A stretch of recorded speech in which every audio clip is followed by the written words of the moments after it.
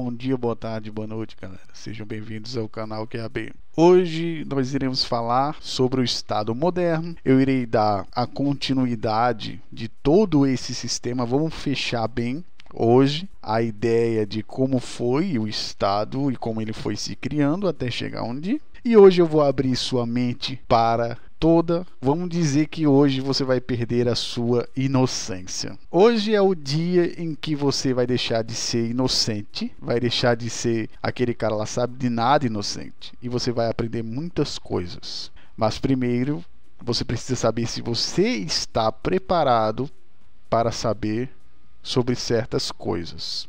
Então esse é um aviso importante antes de eu começar esse vídeo, é saber se você está realmente preparado para entender, deixar de ser criança e começar a entender coisas, ser um pouco mais maduro para você conseguir entender certas coisas que antigamente era que nem a Modi. Pense nas criancinhas dos Simpsons. Então bora lá. O assunto de hoje é o desenvolvimento do Estado moderno. Eu dei essa introdução aqui porque eu vou discordar de algumas coisas do livro do Lênio Streck, tá ok? Por isso que eu já estou dando uma introdução. Enfim, o que podemos entender de um Estado moderno? A primeira coisa é que ele não é natural. Ele não é, por exemplo, uma evolução econômica, como alguns querem que você creia que seja. Mas ele é uma evolução de interesses. Então o que a gente pode entender? O que foi feito para o Estado surgir? Você tem que ter 3 pessoas nessa conta, 3 seres.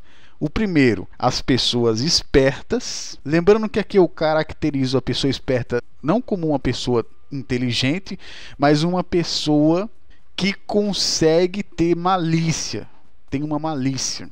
E essa malícia ela vai usar os seus interesses próprios. Então nós temos uma pessoa esperta, nós temos pessoas interesseiras e nós temos pessoas burras.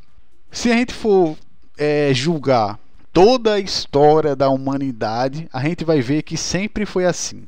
Existiam pessoas espertas, pessoas interesseiras e pessoas burras. E isso configurou todas as estruturas que a gente conhece hoje. Sempre seguindo essa mesma premissa. Teve um esperto, teve um interesseiro e teve um burro. E é assim que surgiu o Estado moderno. Do que veio o Estado moderno? Vamos lá lembrar as aulas anteriores. Vamos começar pelas cidades-estados lá da Grécia. Eles tentaram fazer de tudo, inclusive Atenas. Atenas foi o berço da democracia. As ideias que nós temos muitas vezes vieram de Atenas, o direito veio de Roma, mas mesmo assim todo esse aparato não funcionava. Por que não funcionava? Porque existia a configuração, um cara esperto, um cara interesseiro e um cara burro. Era isso daí, não interessa a forma de governo. Aí isso sempre vai dar desse jeito, sempre vai dar merda. Aí depois a gente vê medieval, período medieval, foi a mesma coisa. Tinha um cara esperto, virou rei, tinha um interesseiro que virou vassalo e tinha o burro que tava lá, não tinha para onde ir ou tinha que seguir o cara. Era desse jeito. Só que depois de um tempo foi se criando algo chamado poder político. Quando nós temos na jogada algo chamado poder político, a gente deixa de lado algo chamado também poder econômico. E era isso que estava acontecendo com os reis. Os reis eles estavam absorvendo poder político, estruturas políticas. E essas estruturas políticas estavam criando estruturas de governo, formas de governo. Aí foi aí que começou vamos dizer assim, o executivo da época a ganhar poder, que era o rei.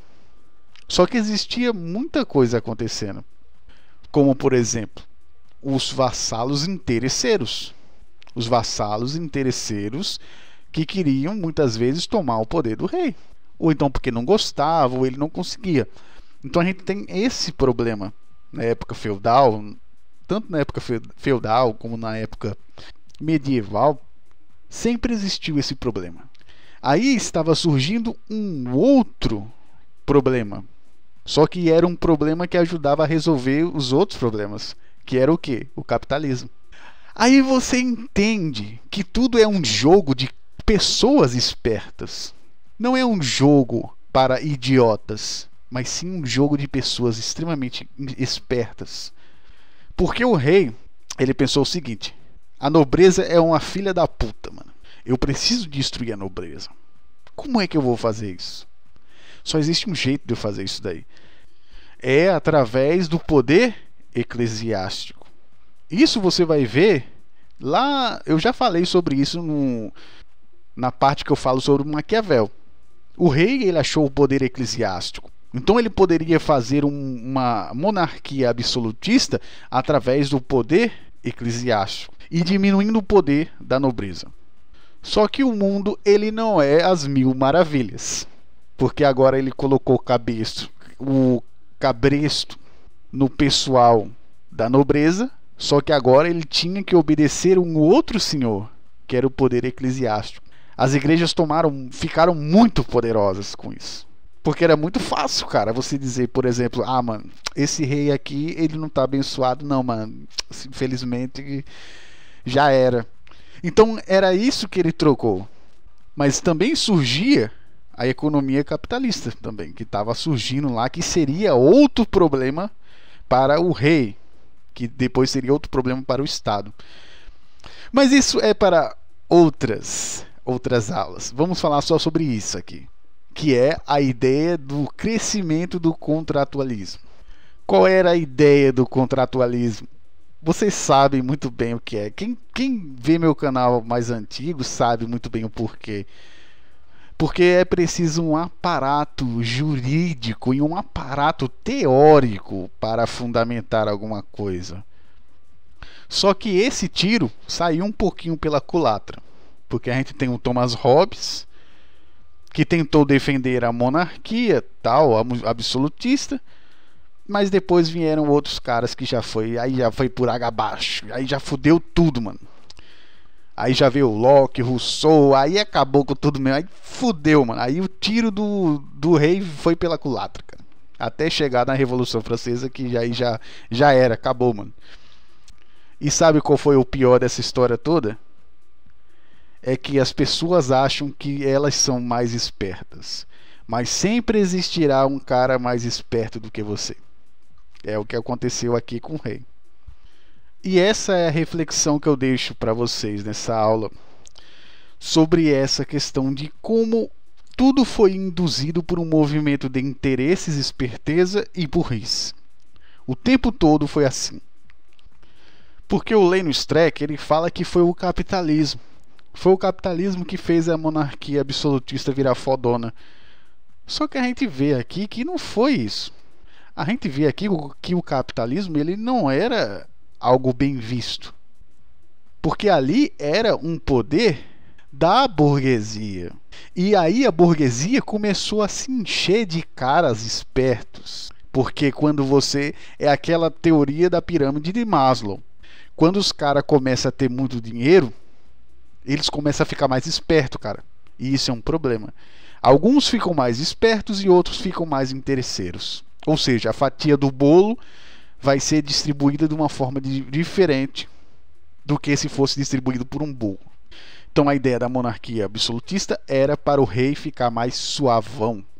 Como eu já disse na aula anterior. O rei, o que o rei quer? Se você pensa que um rei ou uma pessoa que tem poder, ela quer o bem, você está muito enganado. Porque o que ela quer é se manter no poder. A primeira coisa que um rei quer é continuar no poder e perpetuar esse poder e, quem sabe, aumentar mais ainda o seu poder. Porque essa é uma tendência de quem está no poder fazer. Porque você tem que analisar as pessoas como elas são, não como você queria que elas fossem. Por isso que eu digo, sempre vai ter um esperto, um interesseiro e um burro. Um esperto, um interesseiro e um burro. E essa é a estrutura da humanidade desde o começo, quando existia um pajé que era mais inteligente, até hoje. E por hoje é só, galera. Espero que vocês tenham gostado do vídeo de hoje. Espero que vocês tenham gostado do vídeo de hoje. Na próxima aula a gente vai discorrer um pouquinho mais sobre o contratualismo. A gente vai falar um pouquinho sobre o nascimento do positivismo e também como o Linus Tech ele fala sobre os modos de produção. Aqui ele dá uma socializada geral, como você pode ver aqui, ó, que foram as condições econômicos sociais que fizeram a dominação apta a atender os interesses de classes hegemônicas. Classes hegemônicas de cu é rola. Só para começar isso daí. Falo que nem o Gandalf falava pro Saruman. Saruman, o Sauron, ele não divide poder, porra. Sauron não divide poder. É uma ilusão sua você pensar que ele vai dividir as Terra-médias com você, porra. Então, é isso por hoje, é só e até a próxima, galera.